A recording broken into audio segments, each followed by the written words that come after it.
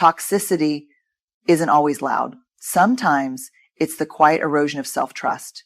And if we don't name it, we let it shrink us. So today, I want to talk about 10 subtle signs someone is secretly toxic. The kind of toxicity that doesn't announce itself with a bullhorn, but sneaks in through the cracks. First, they disguise criticism as concern. It starts small. I just want what's best for you, or I'm saying this because I care, but somehow their concern always makes you feel smaller, less capable. Research shows that chronic criticism, especially when masked as care, erodes self-confidence over time. If someone consistently makes you second-guess yourself under the guise of helping, it's not kindness, it's control. And here's where it gets tricky, because we're wired to seek connection, especially with the people we trust. So when someone tells us, I'm just looking out for you, we want to believe them. We want to think they have our best interests at heart. But real care doesn't chip away at your self-worth. It doesn't leave you feeling like you need to shrink, to change, to prove something just to be enough. A toxic person will wrap their criticism in just enough affection to make you question yourself. It won't sound harsh at first. It'll sound reasonable, even thoughtful. I just don't want to see you fail. You know I love you, but I think you're making a mistake. And suddenly you're doubting your own choices. You're wondering if maybe they see something you don't. You're rewriting your instincts to align with their judgment. But here's the thing, real support doesn't feel like a weight pressing down on you. It feels like a safety net, not a leash. It empowers, not diminishes. If someone is constantly making you feel less than under the pretense of caring, it's not about your well-being. It's about control disguised as concern. And the most dangerous part, over time, you start internalizing it. You start believing that maybe, just maybe, they're right about you. The real question isn't, do they care? It's, does their care make me feel stronger or smaller? Because genuine love, support, and friendship, they don't ask you to shrink, they make room for you to expand. Second, your boundaries feel like a challenge to them. Healthy people respect limits. Toxic ones test them. Slowly, subtly. Maybe they make you feel guilty for needing space. Here's what I know. The people who love you will honor your boundaries. The ones who want to control you will make you explain them. At first, it seems harmless. You say, I can't talk right now, and they keep texting. You set a limit, and they joke about how you're being too strict, too sensitive. Maybe they act hurt. Maybe they make you feel like you're doing something wrong by wanting space. And little by little, you start second-guessing yourself. Am I being too rigid? Should I just let it go? Here's the truth. People who genuinely care about you don't need an essay on why you need a boundary. No is a full sentence. I need space should be enough. But toxic people, they see boundaries as a challenge, a puzzle to solve, a rule to bend. Because to them, limits aren't about mutual respect, they're about control. Research shows that one of the hallmarks of emotionally manipulative relationships is boundary erosion. It doesn't happen all at once. It's a slow, steady dismantling of your ability to say no without guilt. And once someone learns they can push past your limits without consequences, they won't stop. It escalates. And let's be honest, most of us don't want to upset people. We don't want to seem difficult or high maintenance. So we soften our stance, we make exceptions, and before we know it, we're exhausted, resentful, stretched thin, because we're constantly managing someone else's feelings at the cost of our own. Real love, real friendship, real support, they don't ask you to abandon yourself. They don't make you feel selfish for needing space. The right people don't make you fight for your own limits. They respect them simply because you ask them to. Third, you feel drained, not energized after being around them. Ever had a conversation that left you feeling like you just ran a marathon you didn't sign up for? Like you walked in fine but left carrying an invisible weight? That's not just a bad day or a tough interaction. That's a pattern. And when it happens over and over again, it's a sign that something isn't right. Relationships, whether they're friendships, partnerships, or family connections, should, at their core, bring a sense of balance. That doesn't mean every conversation has to be lighthearted or easy. We all go through hard seasons, and sometimes we lean on the people we love. But there's a difference between support and emotional exhaustion, between being present for someone and being used as their emotional dumping ground. Research shows that toxic relationships increase cortisol levels, the body's primary stress hormone. That means the exhaustion you feel after spending time with someone who drains you, it's not in your head, it's in your nervous system. And if left unchecked, it can lead to anxiety, burnout, and even physical symptoms like headaches and fatigue. And here's the tricky part. These people aren't always obvious. They don't show up waving red flags. Sometimes they're charming. They tell great stories. They pull you in, but somehow the dynamic always tilts in their favor. Their problems become your problems. Their emotions become your responsibility. And when you finally step away, you realize that you never got to share. You never felt heard. You left feeling worse, not better. The right people don't leave you feeling like you need to recharge after every interaction. They don't take up all the air in the room and leave you gasping for breath. The best relationships don't drain you. They pour into you just as much as you pour into them. Fourth, they weaponize your vulnerability. We all crave deep connection, and connection requires vulnerability. But not everyone honors it. A toxic person will encourage you to open up only to use your words against you later. If you've ever shared something personal only to have it thrown back at you in an argument or used to shame you, that's not just unkind, it's dangerous. Vulnerability is the foundation of trust. It's how we build meaningful relationships, how we let people see us, really see us. But in the wrong hands, the things we share in confidence can be twisted into ammunition. Maybe it's a fear you once admitted, now used to keep you small. Maybe it's a past mistake you worked hard to move beyond, suddenly brought up when they need leverage. Or maybe it's a moment of struggle you confided, turned into proof that you're weak, dramatic, or too much. And here's where the shame creeps in. Because when someone betrays our vulnerability, our first instinct is often to blame ourselves. I shouldn't have shared that. I should know better. But let me be clear. Vulnerability isn't the problem.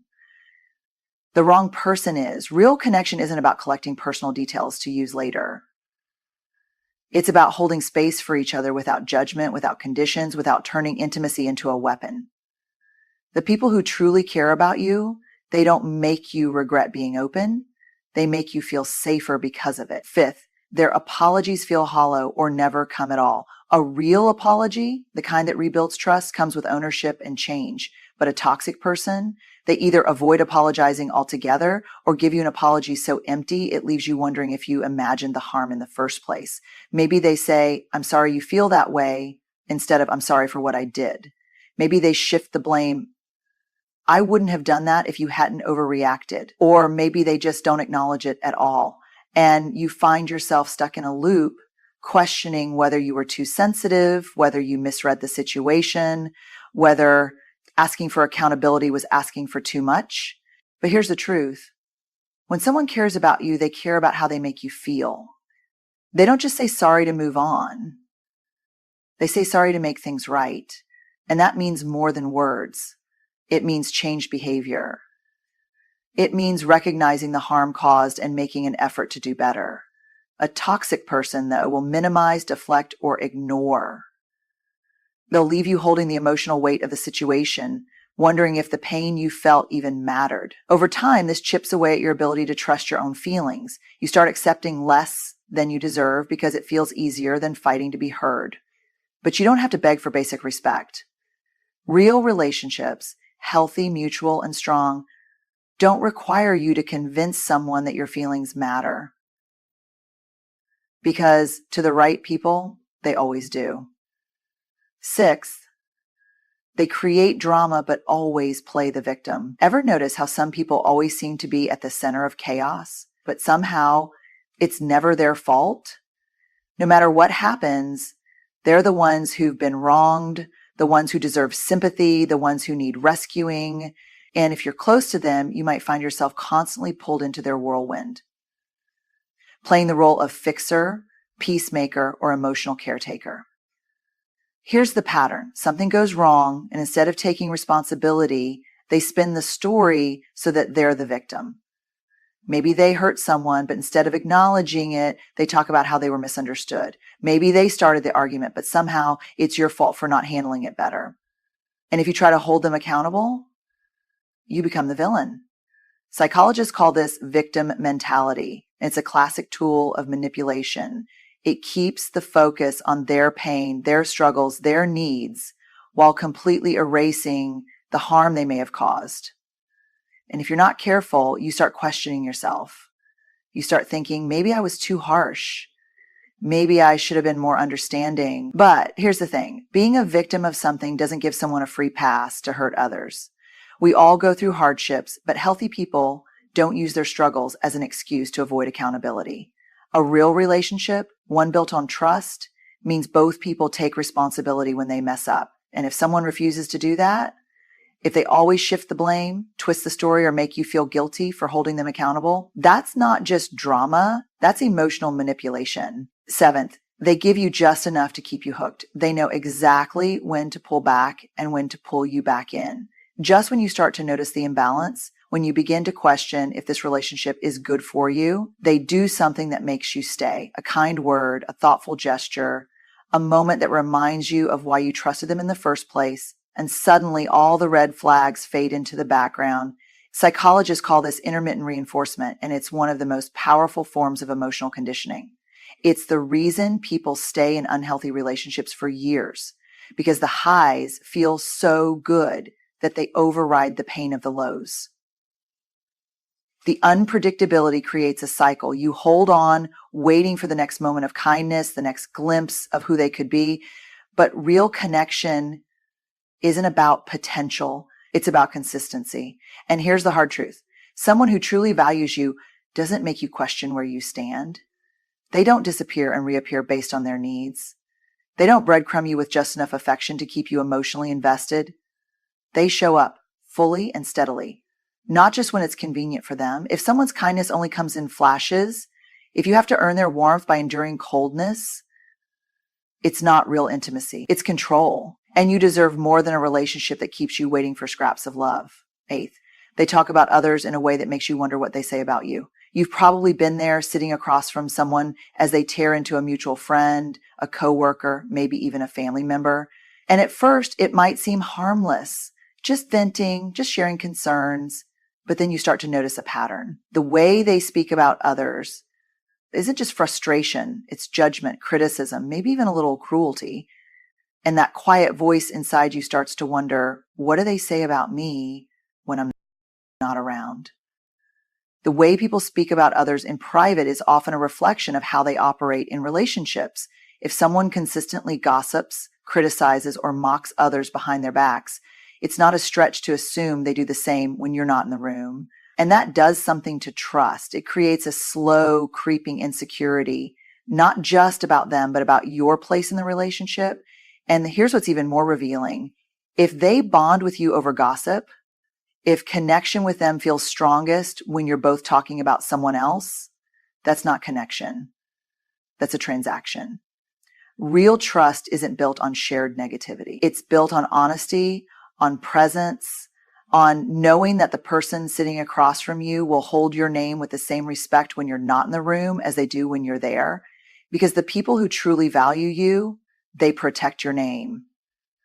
They don't trade it for momentary entertainment.